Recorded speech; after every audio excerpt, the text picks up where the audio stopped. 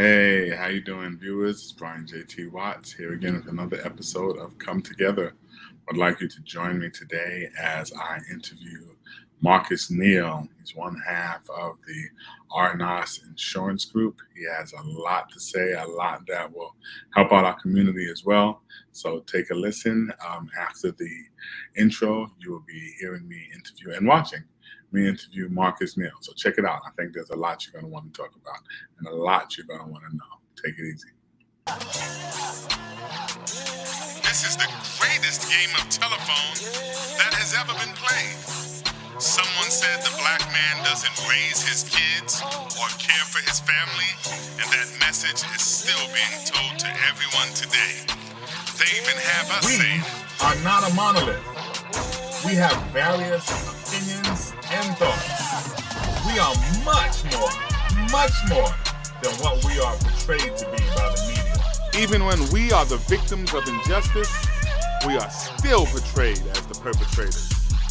When it comes to the black man, there is an intentional plan to discredit the past, arrest the present, and destroy the future. Something must be done, but nothing will work until we come together.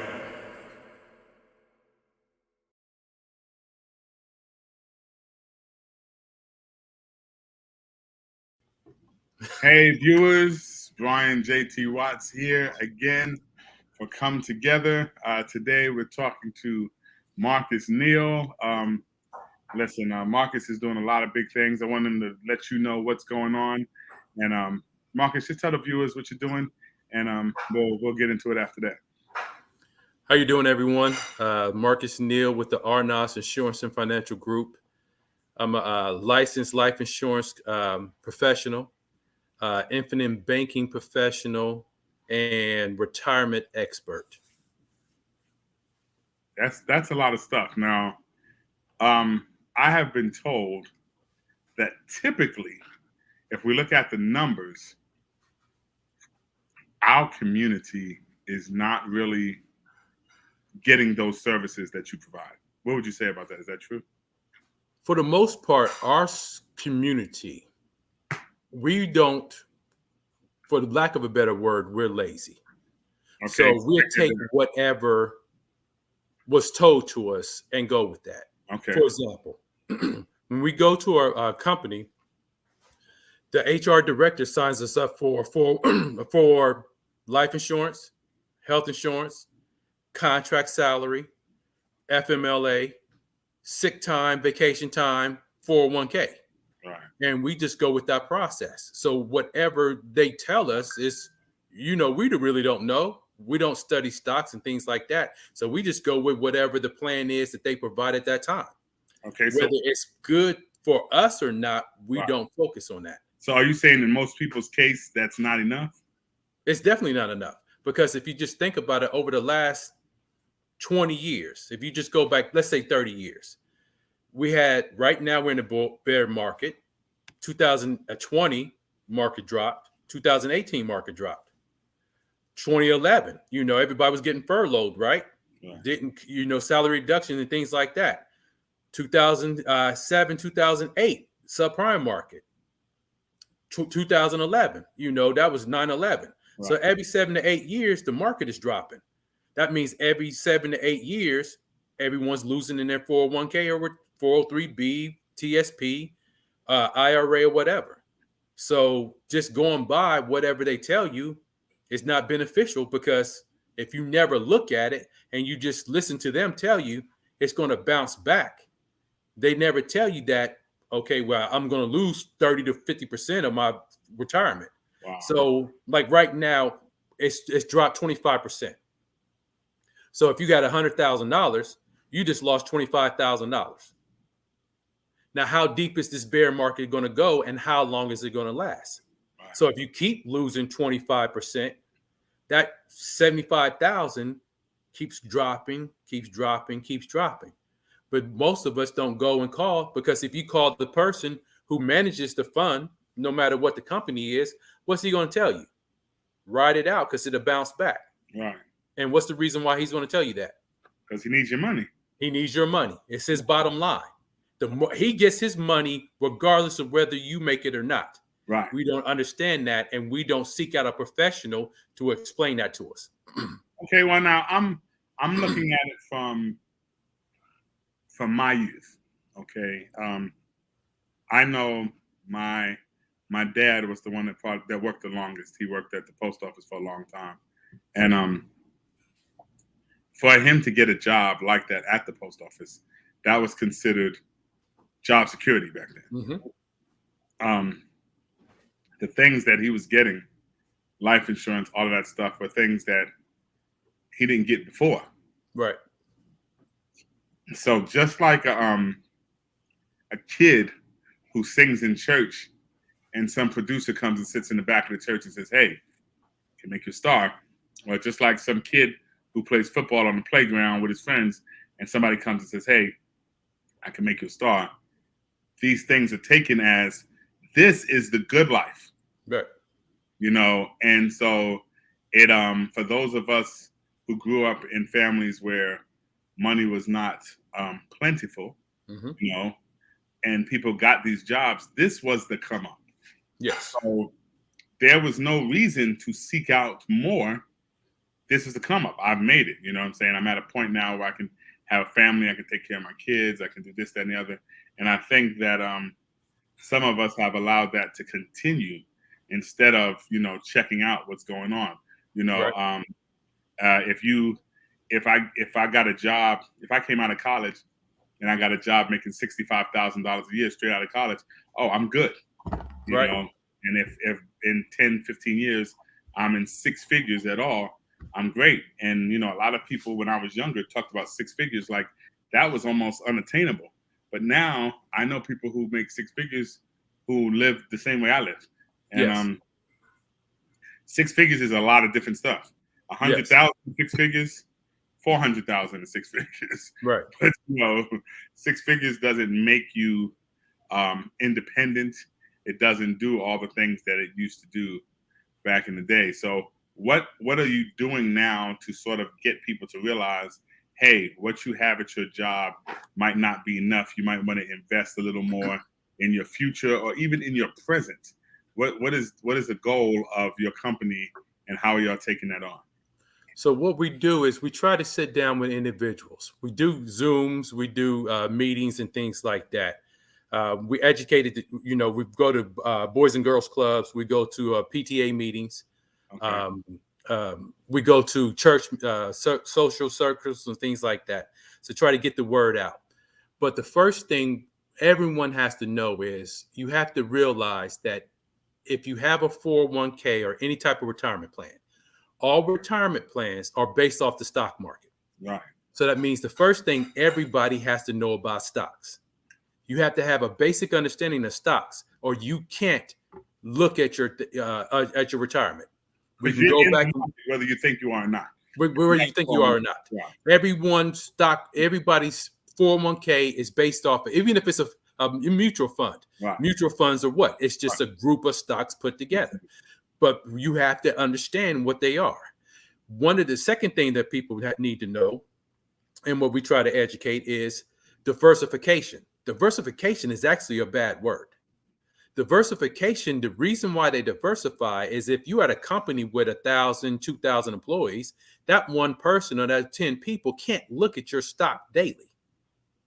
So they have you diversify. So when one sector goes down, the other sector stays up or stays even. But you think about it, your money is being spread out. So let's just use round numbers. Most people only put in $200 a month. Right. $200 a month is $2,400 a year. $24,000 in 10 years without growth. Right. You less than $100,000, including growth. Let's say $150,000 in 30 years. Right. Okay. We know it's only $24,000 plus whatever the 6 or 7% that they give you, and whatever the match is. So let's just say $150,000. If you're living off of $50,000 a year, $150,000 is 3 years of income. Right. But also think about it. Your diversification kept your money down. So when you had $200, instead of putting it in one fund for $200, you put it in 4 funds for $50. So now, after 12 months, you have $600 in 4 separate accounts. If that. Then 10 years, you have $6,000 in 4 separate accounts. Right. So we don't look, that's what happens with diversification. Wow. But we don't sit down and talk to her. We look at the big box names and we say, hey, the big box names is on our side. They listen to the slogan. We have, you're in good hands. But are you really in good hands? Who's really talking to you? Who's really giving you the education? Or who are these hands good for? You know what I mean? And who's the hands good for? Don't get me wrong. I work with all those companies. I have a contract to put money in there. And most of the people, especially for the state and city employees, the municipal employees, they like those companies because they know the names. Right. But are they the best companies for you? No. But to make you comfortable, I'll put you in that plan. But so we go out and we try to educate the public to let them know that there are better plans out there. You need to make sure that your money is at war. It's like a soldier. Soldiers aren't motivated. They're disciplined. Your money has to be disciplined. So you have to be disciplined. So don't get me wrong. Everybody can splurge every now and then. But instead of getting that new luxury foreign car, German car, take some of that money, get another maybe Korean car or, Chinese car, same company, just different things. So you have the name brand and then you have the lesser. So you can get the E or you can get the lesser version that starts with an A, AV. Same platform. Right. So you can do those types of things, get the same car, but not pay the sticker price. Put that extra money away from your savings. One of the things I try to tell people is the most selfish thing that you can do in life is making sure that you don't become a burden to your kids. Right. I mean, it's really terrible. I've noticed that there are a lot of times, and even I would just speak of my own family, where people have passed, and now everybody's trying to find a way to pay for the or if something happens to somebody, they go into the hospital and they have something serious that's happening to them that they need, and everybody's trying to pull money together. And it's usually people who might have been unemployed or underemployed or laid off or retired or what have you.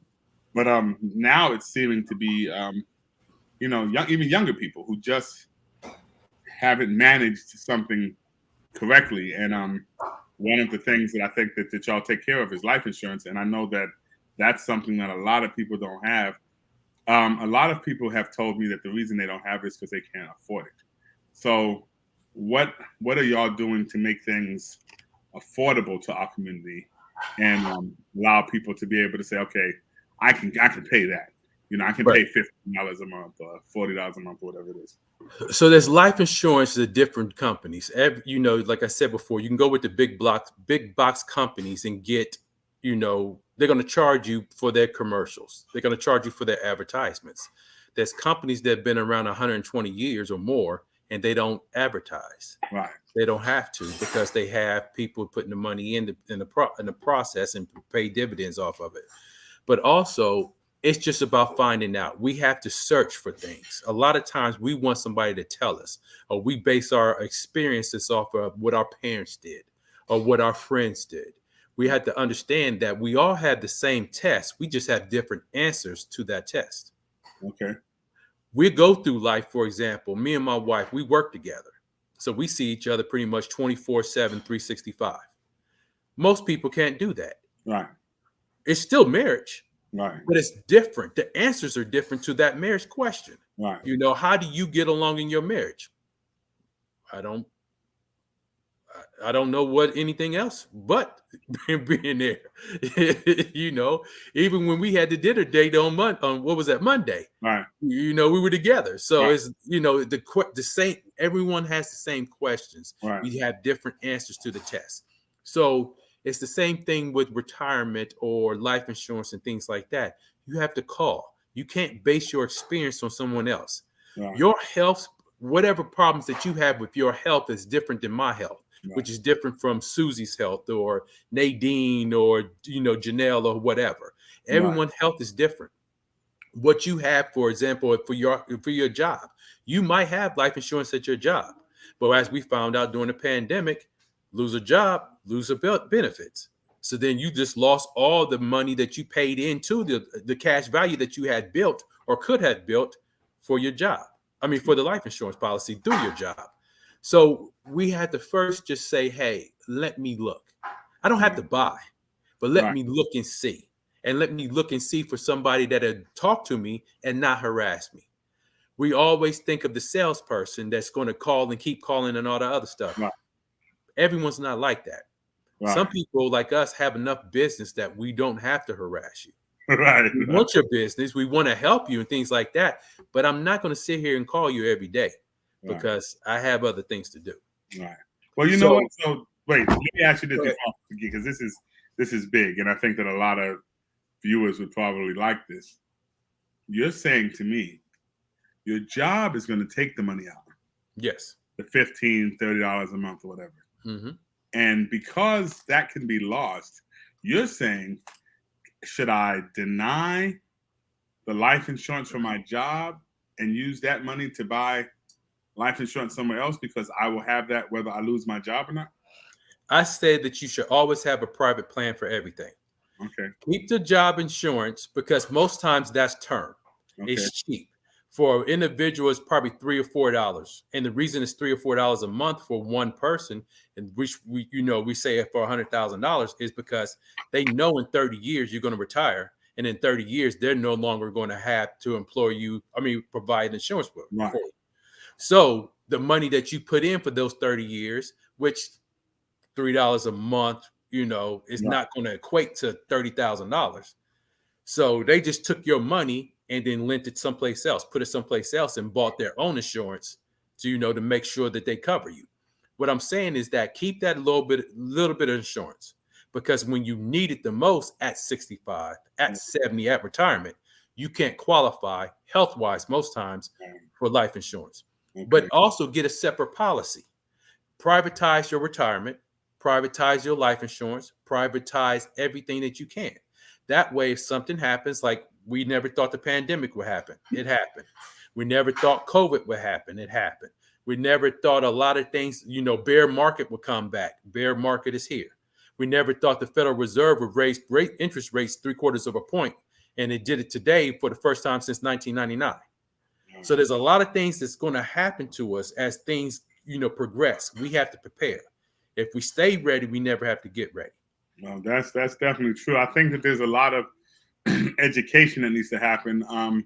It seems a lot of people say that things disproportionately affect our community. And, as far as, this show is about just exposing the truths about Black men and just showing positive Black men. Showing us in a good light. And I think what you're doing is great because I'm an educator. I'm all about educating people on whatever it is. But I think that it's a misnomer to say that these things disproportionately affect us if the reason why we don't do them is because of education. That's not an effect. That's a result. You know what I'm saying? That's a result of something. So I think that a lot of this knowledge needs to happen on a lower scale, and I don't see that happening. I know that when we talk about different schools, we talk about public schools and private schools and charter schools.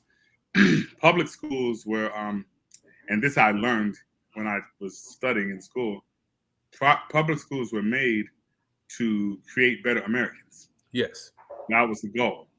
Not to educate, not to get people better jobs or anything like that. So to me, that always just sounded like indoctrination.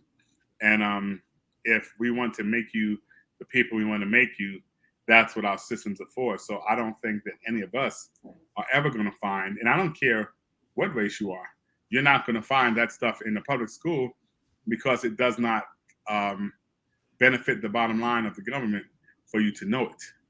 And so there are so many things I think right now, like things you were talking about, that people don't even know that they don't know. Right. And it's hard, like you said, these major brands really have us locked in, because like you said, we know them. We know some of them from when we were little. Allstate's been around all my life. Mm-hmm. You know what I'm saying? State Farm has been around all my life. And it's almost like we might take the little insurance until we save up enough money, but what we want to do is get with those big companies. That's what we want to do. Not knowing that the little mom and pop insurance or your friend's company or these other people who started out to do something fair for you can be just as good or better because they're smaller. I tried to tell people when I was in music management and I was managing artists, I said to this guy, well, would you rather be with, he was a gospel artist, so I said, would you rather be with Fred Hammond's manager or with me?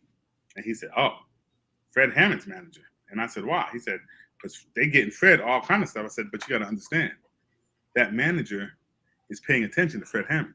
Mm-hmm. He ain't got time for you. Right. So as soon as Fred calls, he's hanging the phone up on you. Right. Well, I am here just for you.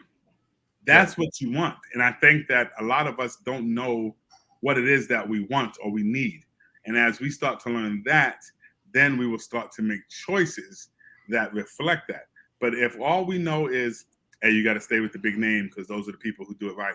Those people your parents had all their life. That's what happened. Then we just stay in this circle and this cycle. And truthfully, a lot of our parents suffered and struggled through things without telling us. Mm-hmm. We don't know the struggles they went through. We don't know what the problems were. So these discussions in a child's place. No doubt. And so, I think that I think we definitely, I like the fact that y'all are getting out and talking to people and doing that, and especially as a couple. That's definitely impressive.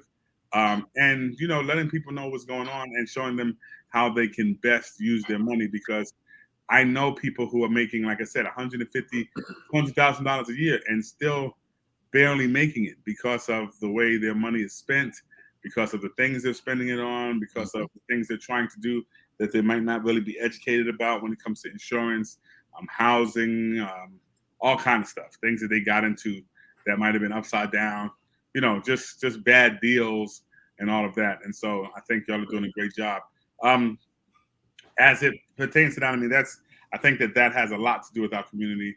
But I wanted to ask you another question. I wanted to ask you about, I've been looking at our community lately, and all I really want, and I'm dead serious about this, all I really want is for our Black community to, I'm not saying we need to agree on everything, because that's never going to happen. We're not monolithic like that. We're not just one type of people. We're very different in different ways, in various ways. But I want us to be able to come together on the things that matter. Survival, living, and, existing with each other. And it seems that the more time goes, the further we're getting away from this family atmosphere, the further we're getting away from stuff. And, it's sad, because I remember a time when it was just all about family. And now it seems like everybody's for themselves.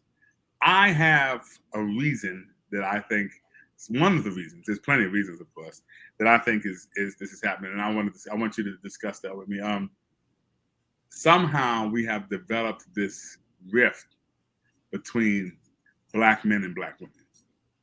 I don't know where it came from. I don't know how it started. I don't know if it started with a rehashing of a women's liberation movement, or I don't know. I can't tell you where it came from, but I do know that it's hurting our society. I do know that it's constant and consistent. If you look on any social media, you see just things, well, everybody's like, well, real men do this, and if you was a real man, you would do that. I don't know what a real man is. As far as I'm concerned, I don't know what those terms mean. But I see that it seems like we're constantly bashing each other. Now, some people say we're the only race of people that's doing that. I don't know. I haven't really been checking that out, but I do see it amongst us. Where do you think that comes from? to keep from getting too political, but to get, I'm edgy, so I'm gonna go ahead and tell you. There's certain people. There was a young man that passed away recently that was talking about different people, black females in particular, that lots of people bashed him, but they didn't realize that he was the version of Jerry Springer. Okay. And the reason I said that is this: when you have yourself together, you don't call asking questions to try to figure out what I can do better. Right. You go to a mentor, you go to a professional, and you figure out and say, okay, well, yeah, I'm not going to, the guy in the corner and saying, hey, I need you to fix my finances. Right. I go to a professional at an office or, on Zoom and talk to him and say, hey, this is what I have. I don't call into a talk show and say, this is what's going on. So how do you help me fix my relationship? But when he talked about what men needed to do, no one highlighted that. Right. So also when he did that for years. Yes. Yeah. But he got popular when he started talking about women. But I don't know any high quality women, married women that were out there earning a living, whether they were single or married, calling into the show. Why? You had too much time working, taking care of your family, grinding to call into the show. Right. So it was the lower income people or lower individuals that would call in, kind of like the Jerry Springers. Right. So that's a segment of the population that every nationality has. Right. But I go to say this, like he said, and the reason I brought that up is this. He said that the black women are the only race that people promote to be independent. You have to be an independent, strong black woman. Right. Whites don't do that. Indians don't do that. Asians don't do that. If you go to any nationalities, they're never promoted to be strong and independent. Everyone's grouped together, husband and wife. Right. We're not even talking about marriage or sex or gay, lesbian, nothing. We're just talking about you put together as a family group. Right. So there's something out there that's promoting somebody to be strong. Now, I don't have to tell you that I'm strong. You see my actions that I'm strong. I don't have to tell you that I'm a good family man. You see the actions and the fruit of my labor. Right. So why are we out there trying to promote that I'm strong? Most times we always, from the hood, we talked about the loudest one was the weakest one.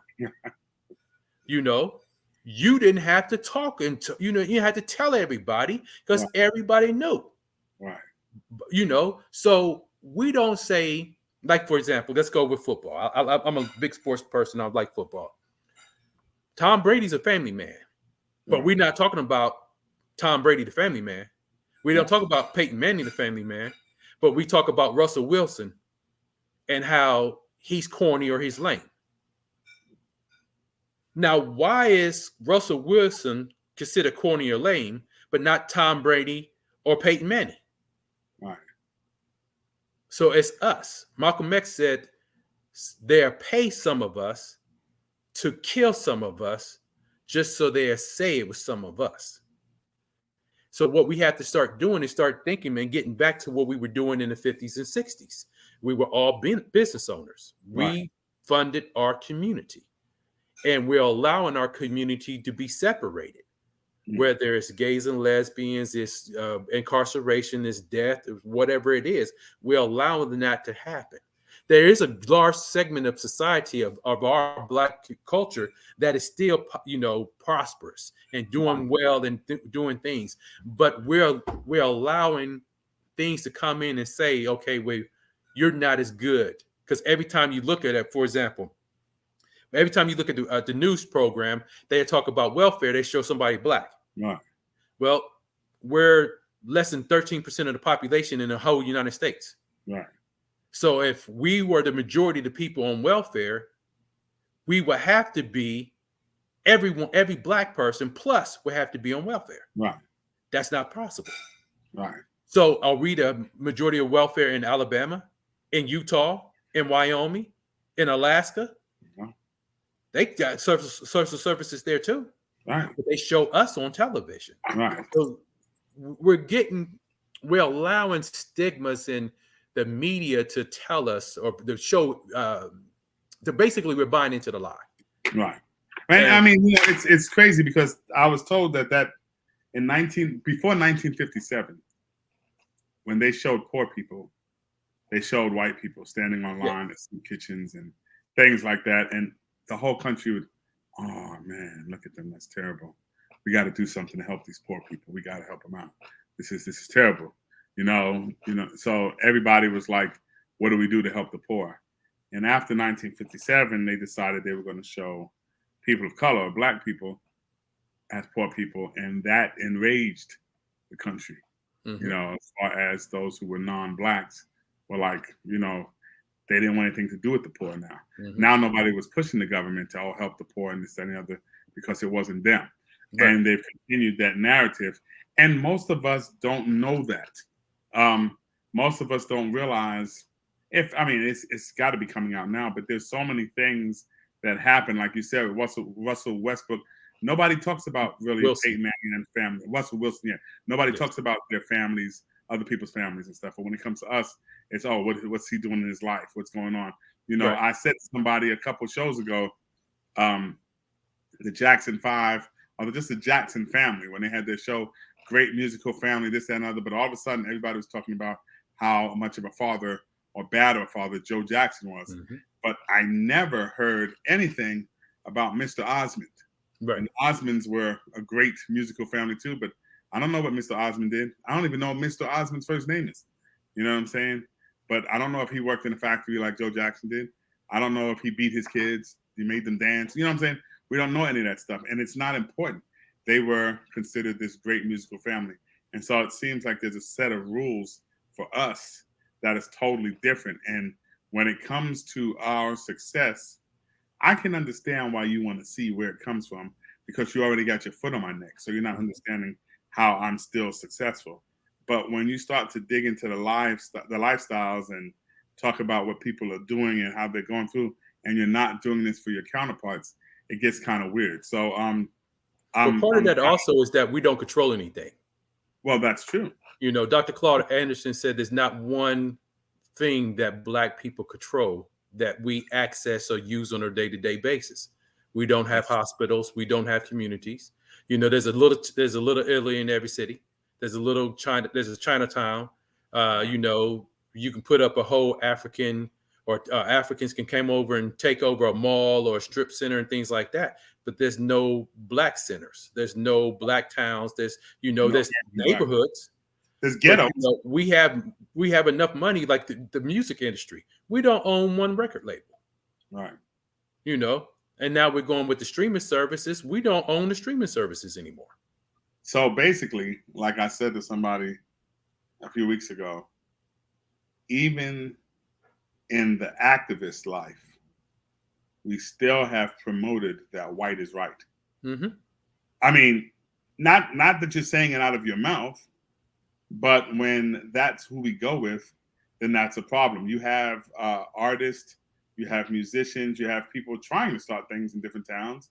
You have film industry in Atlanta, them trying to, you know, Tyler Perry and some other people building studios and trying to do things for us. You have people who want to push these things, but then you still have people who are like, well, I ain't gonna go with them. I'm gonna go with the big dogs. I'm gonna go with Universal. Or I'm gonna go with so-and-so because that's, like you said, like we were talking about companies before, that's who I always wanted to be with. You have record labels who, like Def Jam, who people are like, oh, that's a Black label. Yeah, but who are they under?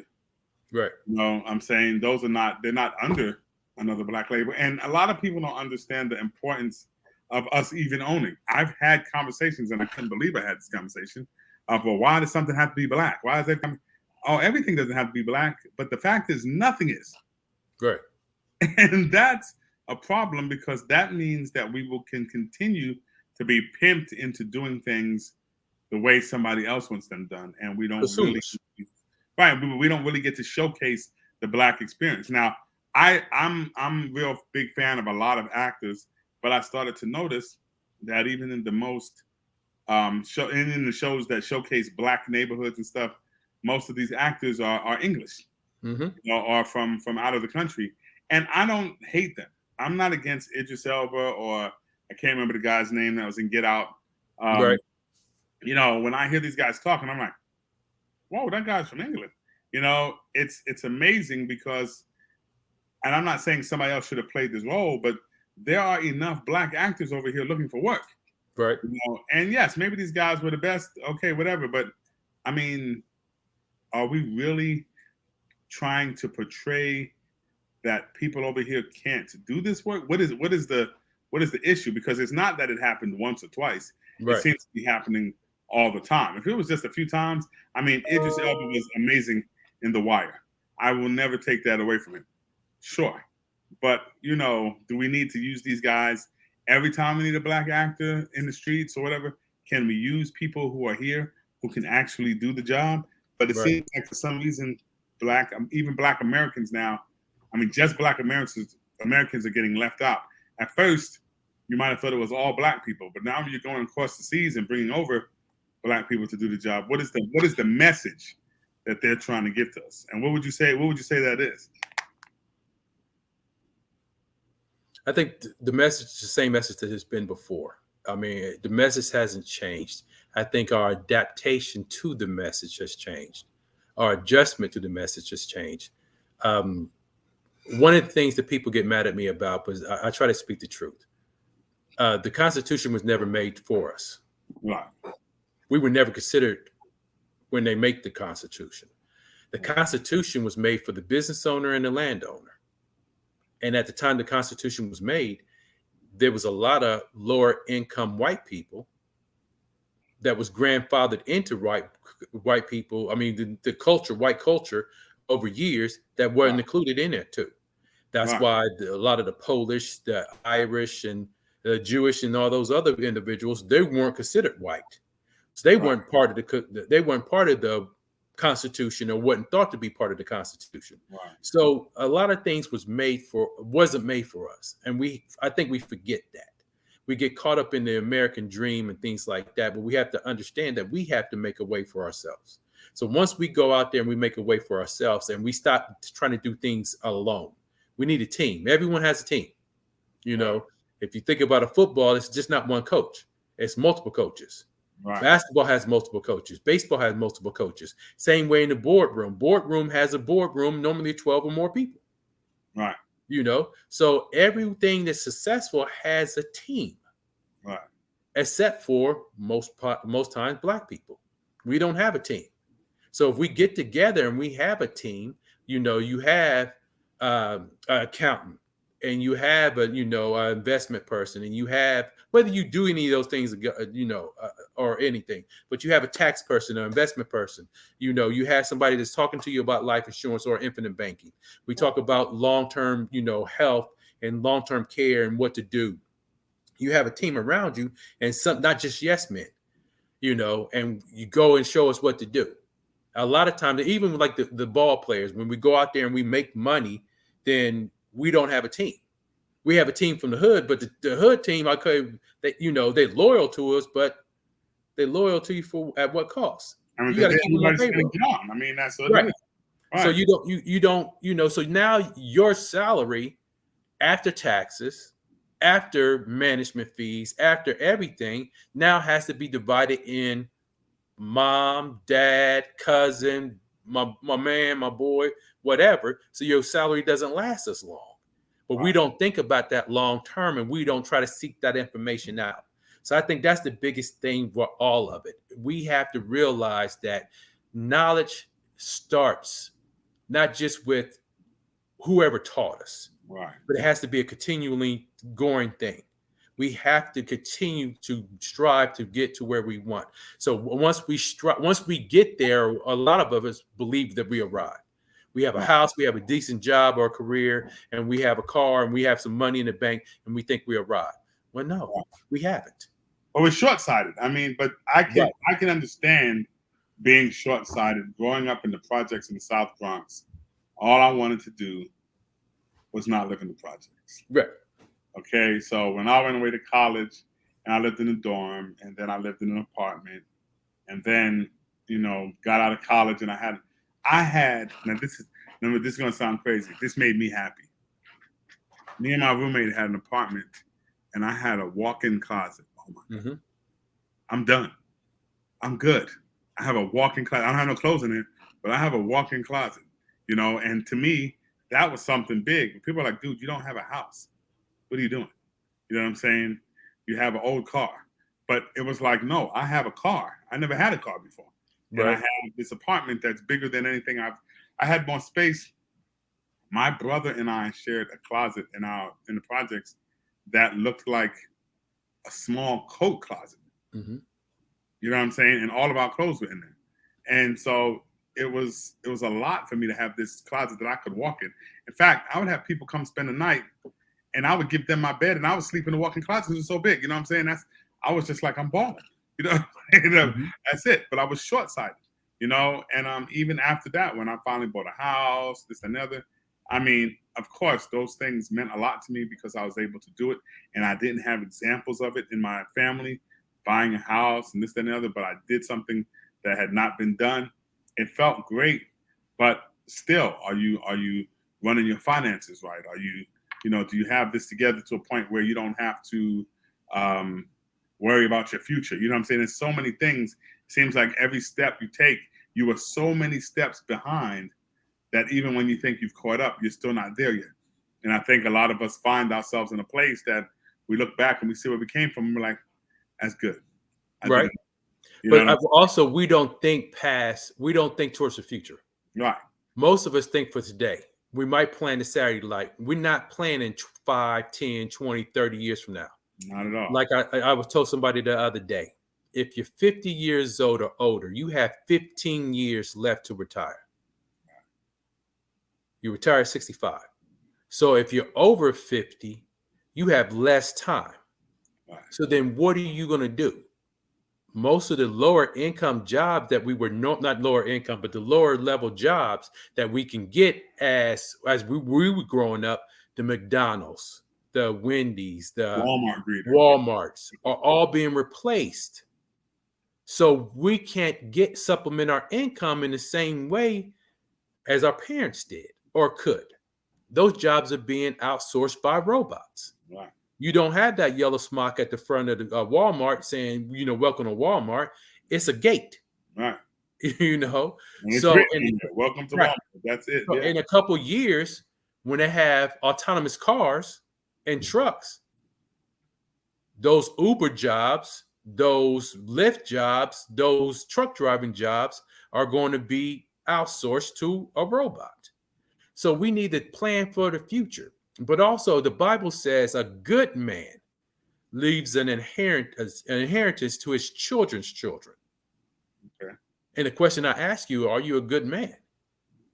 So where's the inheritance for your children's children? Wow. And once we start thinking like that, whether you're religious or Bible-based or whatever, we have to start thinking long-term. Once we start thinking long-term, we can develop and think about and say, okay, well, yeah, I can make moves in a different way.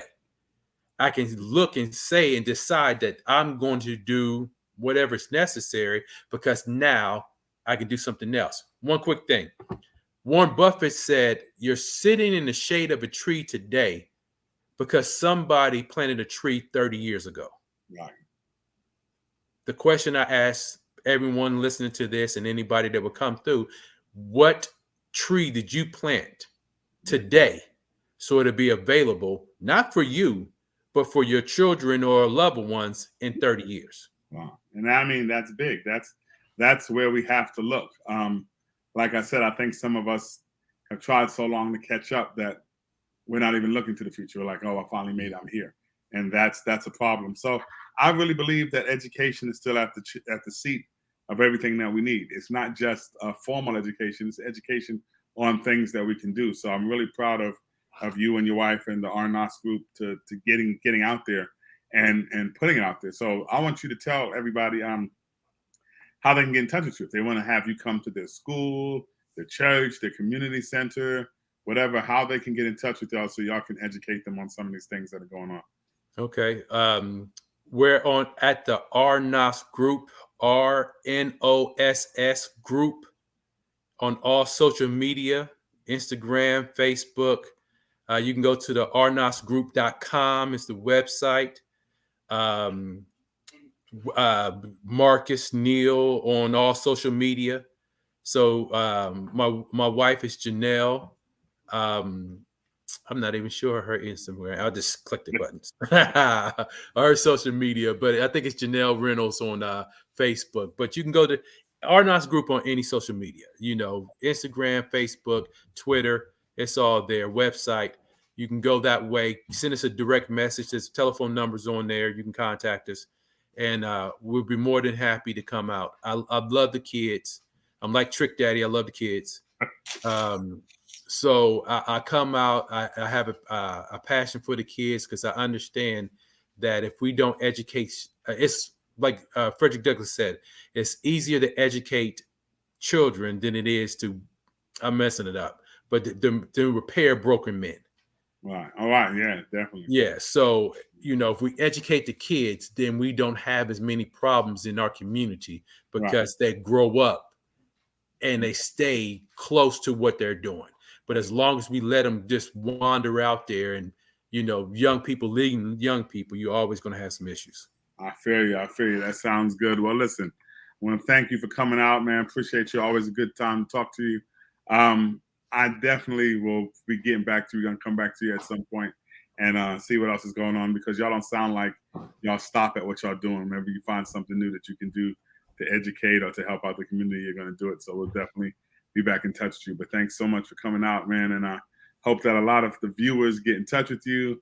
People, my insurance is with them. I'm not giving you something that I'm not doing myself. So definitely holler at them. They will explain everything to you and break it down in a way that's understandable and something that will be profitable for you and your family. So Markus, absolutely, thanks a lot for coming out, man. We appreciate it. I appreciate you. All right, man. Hey, viewers. Hope that you enjoyed everything. I really hope that you got Markus's information, because their group is great at getting people insurance of all types and just education on how to take care of your finances. Even if you don't feel like you have great finances, there's a lot that you can do to take care of yourself and to plan for your future and even, unfortunately, your demise. So please make sure you got his information and get in touch with him as soon as possible. He will definitely take care of you. All right, have a great week, and I hope to see you again next week.